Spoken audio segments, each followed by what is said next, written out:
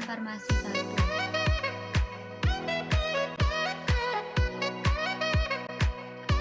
Kalian harus mengetahui apa pelayanan farmasi itu.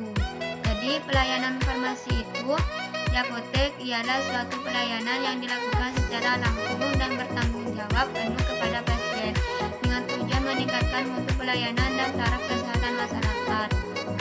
Sedangkan menurut Permenkes 2006, pelayanan kefarmasian di apotek memiliki fungsi utama, yaitu mencapai hasil yang pasti untuk meningkatkan mutu kehidupan pasien. Apoteker bertanggung jawab terhadap pengelolaan sediaan farmasi, alat kesehatan, dan bahan medis habis pakai di apotek sesuai dengan ketentuan yang berlaku, serta memastikan kualitas, manfaat, dan keamanannya.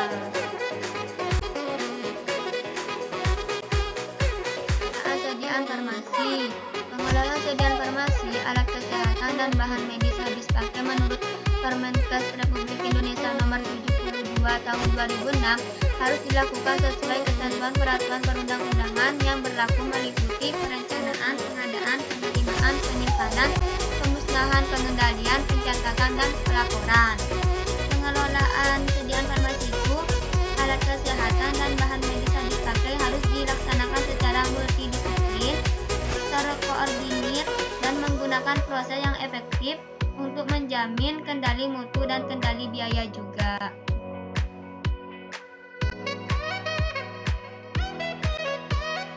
Selanjutnya, perencanaan pada pengelolaan sediaan farmasi. Apa itu perencanaan? Jadi perencanaan itu tahap awal untuk menetapkan jenis serta jumlah sediaan farmasi, alat kesehatan, dan BMHP. BMHP itu bahan medis habis pakai yang sesuai dengan kebutuhannya.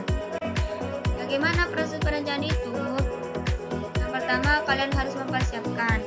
Sebelum mempersiapkan, kalian harus memperhatikan rencana sediaan farmasi yang dibutuhkan. Yang pertama, perlu dipastikan kembali komoditas yang akan disusun perencanaannya.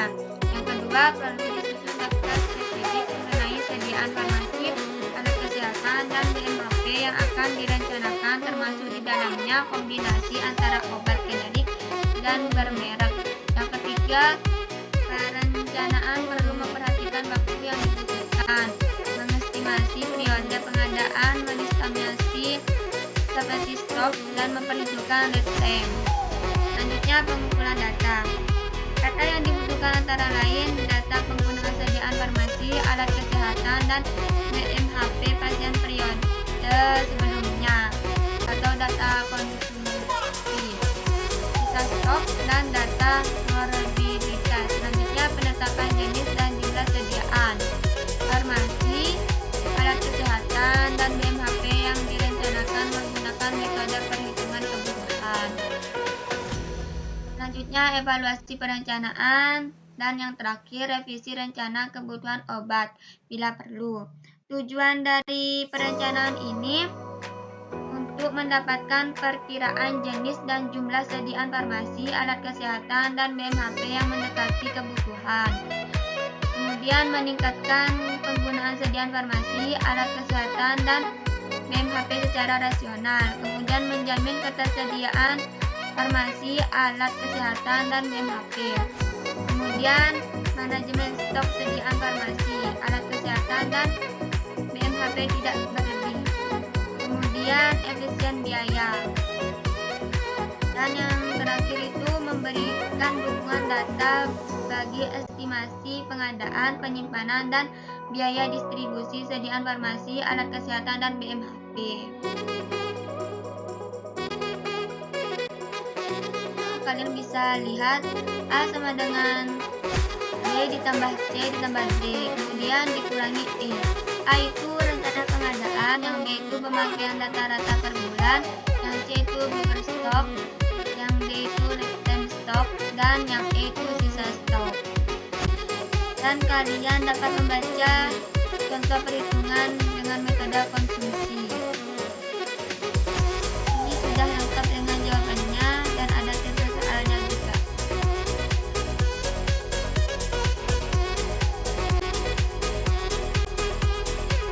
Morbiditas. Metode ini memperkirakan keperluan obat tertentu berdasarkan dari jumlah kejadian penyakit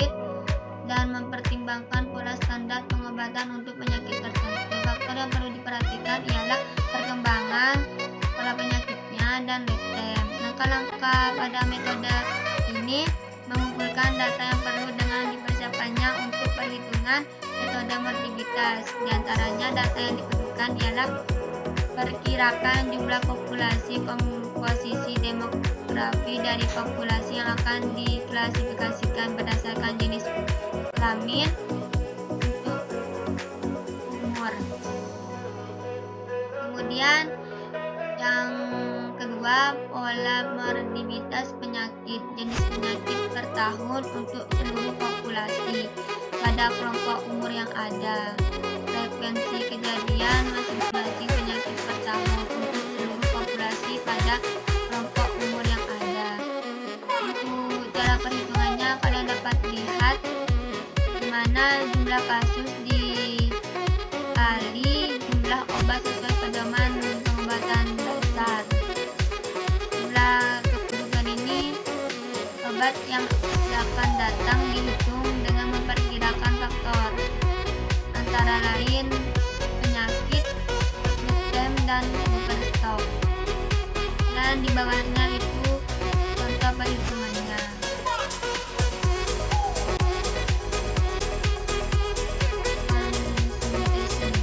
Di mana metode ini membutuhkan obat menggunakan data kejadian penyakit, konsumsi obat, permintaan atau penggunaan, dan bisa juga pengeluaran obat dari apotek yang telah memiliki sistem pengelolaan obat dan mengekstrapolasikan konsumsi atau tingkat kebutuhan berdasarkan cakupan populasi atau tingkat layanan yang diberikan. Kegunaan metode ini ialah dapat digunakan untuk perencanaan pengadaan di apotek baru yang tidak memiliki data konsumsi dari tahun sebelumnya. Kemudian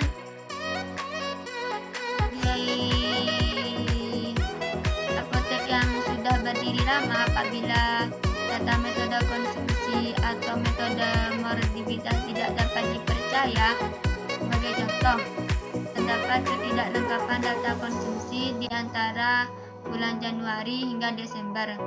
Kemudian metode ini dapat juga digunakan pada suatu apotek dengan apotek lain yang memiliki kemiripan profil masyarakat dan jenis pelayanannya juga. Analisis rencana kebutuhan farmasi ada dua. Ada analisa ABC dan ada juga analisa PEN atau bisa dibaca PEN. Pada analisa ABC ini, kelompok A adalah kelompok jenis sediaan farmasi yang jumlah nilai rencana pengadaannya menunjukkan penyerapan dana sekitar 70% dari jumlah dana obat keseluruhannya. Kemudian kelompok B ialah kelompok jenis sediaan farmasi yang jumlah nilai rencana pengadaannya menunjukkan penyerapan dana sekitar 20%. Sedangkan pada kelompok C, kelompok jenis sediaan farmasi yang jumlah nilai rencana pengadaannya menunjukkan penyerapan dana sekitar 10% dari jumlah dana obat keseluruhan. Langkah-langkah dari analisa ABC ini, yang pertama hitung jumlah nilai B yang dibutuhkan untuk masing-masing sediaan farmasi dengan cara mengalihkan jumlah sediaan farmasi dengan harga sediaan farmasi. Kemudian tentukan peringkat mulai dari yang terbesar dananya sampai yang terkecil. Kemudian hitung persentase yang terhadap total dana yang dibutuhkan. Dan urut kembali jenis-jenis sediaan farmasi di atas mulai dengan jenis yang memerlukan persentase biaya terbanyak. Selanjutnya hitung akumulasi persennya dan identifikasi jenis sediaan farmasi yang menyerap kurang lebih 70% anggaran total. Biasanya didominasi beberapa sediaan farmasi saja. Kemudian sediaan farmasi kelompok A termasuk dalam akumulasi 70% menyerap anggaran. Selanjutnya sediaan farmasi pada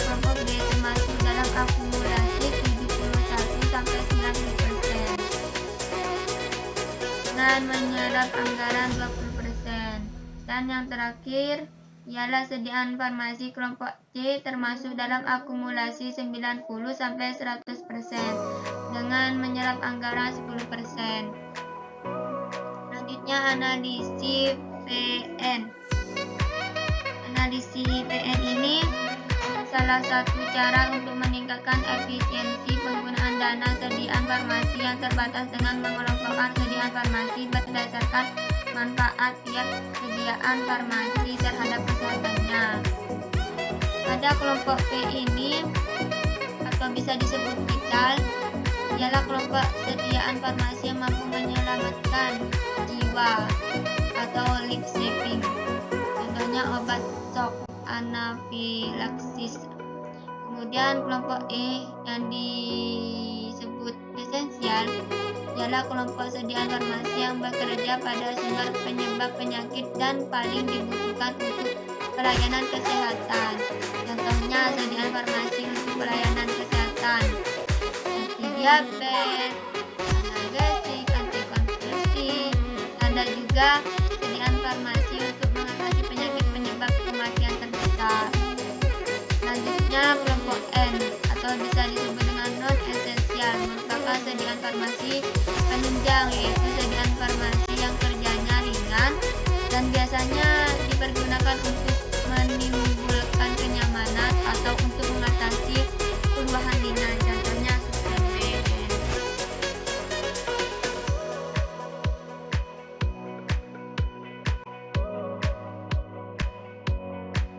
Kombinasi metode ini biasa disebut dengan metode gabungan.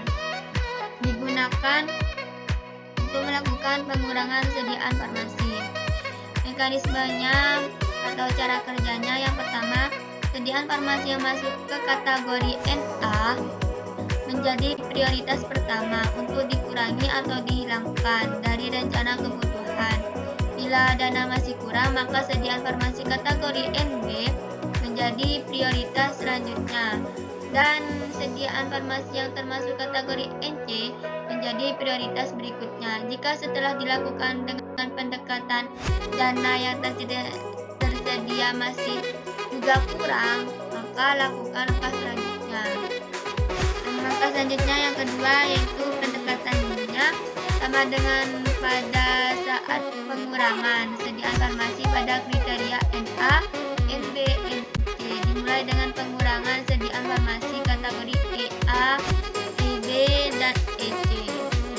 Kalian dapat melihat pada tabel di pinggir itu.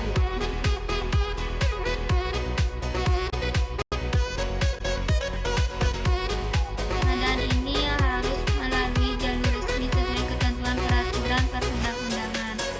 Pengadaan ini harus dilaksanakan dengan pembelian. Pembelian merupakan satu metode penting untuk mencapai keseimbangan yang tepat antara mutu dan harga. Pengadaan harus memperhatikan hal-hal sebagai berikut. Yang pertama, sediaan farmasi diperoleh dari pedagang besar farmasi atau bisa disingkat dengan PBF yang memiliki izin.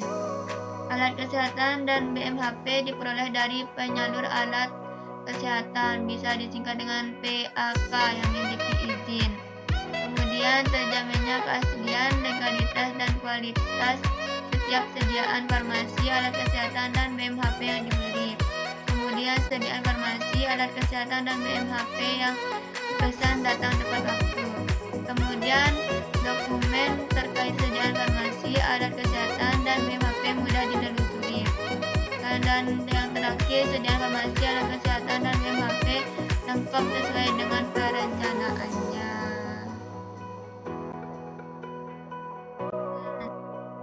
Pemantauan ini bertujuan untuk mempercepat pengiriman sehingga efisiensi dapat ditingkatkan.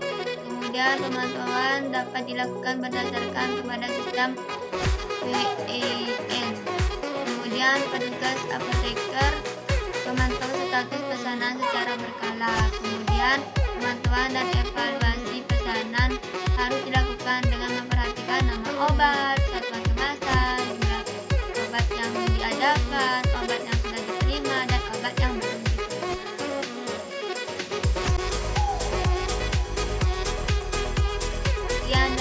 ada